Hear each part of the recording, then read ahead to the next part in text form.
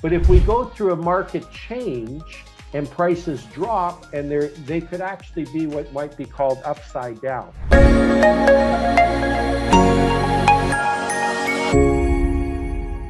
So we've worked on leads if you're calling out to people, if they're calling in to you. So now the question is that comes to my mind, what's the difference between socializing and selling?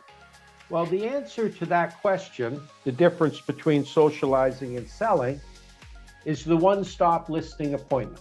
A lot of you have been taught to do a two-stop.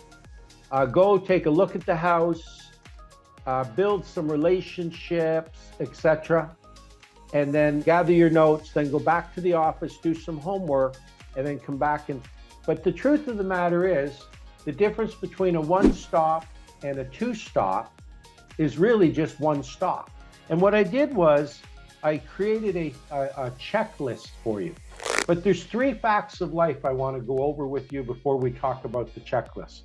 The first one is there's no such thing as a specific price for a specific property. Number 2, no matter what price you come up with, they're not going to agree with you anyhow.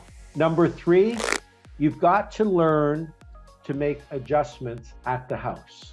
So what are the components we need to have in place to make sure a listing is what we might call Bonafide? I'd like to bring it down even to more simpler terms. What are the components we need to have in place to make sure that the listing is what I might call getable? And there's 6 things that you need to have in place. And I actually created a checklist for you, and this checklist will also be in the exhibit part of the manual that I sent to you. But the first one is that all parties are on title have to be present. Number 2, they have to say to you on the phone that they're interested in selling, or if you're talking to them face-to-face at an open house. Number 3, you have enough information to complete a ballpark CMA. Number 4, you want to schedule 2 hours with them. Number 5 is you need to know the price that they are considering before you go over. And again, why is this important? Well, if you know that neighborhood doesn't demand a penny over $500,000 and they tell you they want $900,000, then you probably are going to have to make a decision. Is this a bona fide listing appointment or not? Because the last thing I want you to do is to be heading out and doing a bunch of listing appointments that aren't gettable. It's just like separating the looker for the buyer. We want to make sure that these listings, that this is a true opportunity for you to get a house sold. And number 6, you need to know their present mortgage value.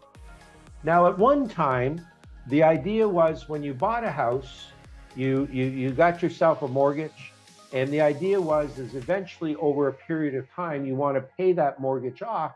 And in fact, previous generations used to do something called a mortgage burning party because it was quite an exciting accomplishment. But today, with the way the banks are and everything, some people are using their houses almost like ATMs.